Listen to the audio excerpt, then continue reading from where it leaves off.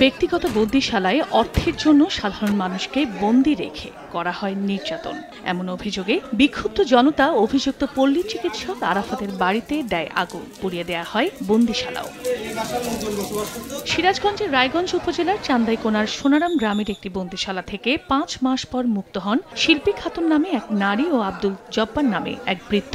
ভুক্তভোগী শিল্পী জানান, গত বছর ডিসেম্বরে নিজ বাড়ির সামনে থেকে একটি মাইক্রোবাসে করে কয়েকজন দুর্বৃত্ত তাকে অচেতন করে তুলে নিয়ে যায়। জ্ঞান ফেরার পর নিজেকে একটি ছোট কক্ষে দেখতে পান, যেখানে আগে থেকে বৃদ্ধ জব্বার বন্দী অবস্থায় ছিলেন। সেখানে তাদেরকে প্রতিনিয়ত খাবার ও ইনজেকশন দিয়ে অচেতন করে রাখা হতো। এক পর্যায়ে একটি ধারালো কাঁচির সাহায্যে টানা ৪-৫ দিন মেঝে খুঁড়ে সুড়ঙ্গ তৈরি করে বের হন তারা। এ ঘটনায় স্থানীয় পল্লী চিকিৎসক আরাফাত জড়িত বলে অভিযোগ উঠেছে। খবরটি ছড়িয়ে পড়লে বিক্ষুব্ধ জনতা বন্দিশালা ও আরাফাতের গ্রামের বাড়িতে ভাঙচুর ও অগ্নিসংযোগ করে।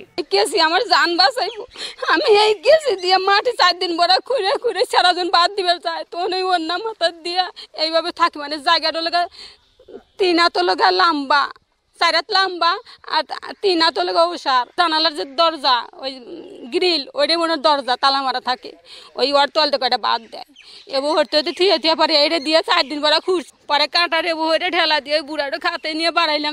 পরে আমি বাড়িওয়ালার কাছে ফোন দিলে ফোন ধরে কান্দা কাটিলাম। পরে আমার বাড়িওয়ালা আসলো, আসে আমাকে উদ্ধার করে নিয়ে চলে। খবর পেয়ে যৌথ বাহিনী ঘটনাস্থলে পৌঁছে পরিস্থিতি নিয়ন্ত্রণে আনে। এক পর্যায়ে আটক করা হয় অভিযুক্ত আরাফাতকে। এখানে আমরা যে আলামতগুলো দেখেছি, আলামতগুলো যদি অক্ষত রাখার জন্য আমরা সকলকে নির্দেশনা দিয়েছি এবং এখানে আইনি পদ্ধতিতে যথাযথ বিচার প্রক্রিয়া সম্পন্ন করার জন্য আমাদের দিক থেকে আমরা সর্বোচ্চ চেষ্টা করব। প্রধানতম আসামি যে আরাফাত, নাজমুল হাসান আরাফাত, তাকে আমরা গ্রেপ্তার করেছি। আমাদের তদন্ত চলছে। পরবর্তীতে যদি দেখি এর সাথে আরও কেউ যুক্ত আছে, সবার বিরুদ্ধে আমরা আইনগত ব্যবস্থা নেব। গত বছরের ৮ নভেম্বর বিকেলে নিখোঁজ হন বৃদ্ধ আব্দুল জব্বার। পরে খোঁজ না পেয়ে ১২ নভেম্বর থানায় সাধারণ ডায়েরি করে তার পরিবার। বর্তমানে তিনি বগুড়ায় শহীদ জিয়া মেডিকেল কলেজ হাসপাতালে চিকিৎসাধীন রয়েছে। সময় সংবাদ, সিরাজগঞ্জ।